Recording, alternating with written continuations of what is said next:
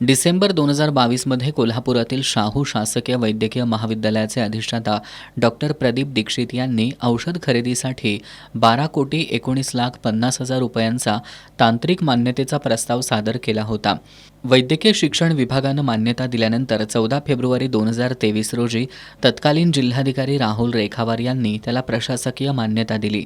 त्यानंतर 28 फेब्रुवारी 2023 रोजी छत्रपती प्रमिलाराजे रुग्णालयातील सर्जिकल भांडारात जिल्हा वार्षिक योजनेतून मंजूर अनुदानामधून सर्जिकल साहित्य खरेदी करण्यासाठी जिल्हाधिकाऱ्यांच्या अध्यक्षतेखालील समितीच्या मान्यतेद्वारे कोलोप्लास्ट इंडिया प्रायव्हेट लिमिटेडतर्फे VS एंटरप्राइजेस कोल्हापूर यांना 4,87,30,500 रुपयांचा ठेका दिला.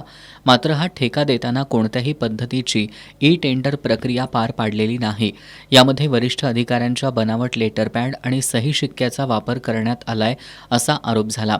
त्यानंतर VS एंटरप्राइजेसचा ठेकेदार मयूर लिंबेकर याच्या विरोधात लक्ष्मीपुरी पोलिसात गुन्हा दाखल करण्यात आला.